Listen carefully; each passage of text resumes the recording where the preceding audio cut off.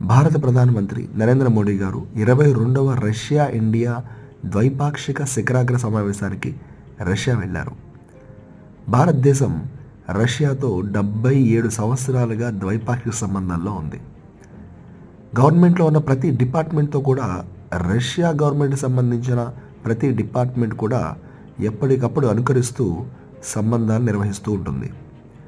Ukraine యుద్ధం తర్వాత ఆర్థికంగా ఇబ్బంది పడుతున్న రష్యన్ ప్రభుత్వానికి భారత ప్రభుత్వం ఎన్నో ఎగుమతులు చేసుకుంటూ రష్యన్ ఆర్థిక వ్యవస్థకి కొంతవరకు సహాయంగా నిలుస్తుంది. ప్రధానమంత్రి మోడీ గారు పదవిలోకి వచ్చిన తర్వాత నుంచి 15 సార్లు ఇప్పటికి మోడీ గారు మరియు పుతిన్ గారు కలవడం జరిగింది.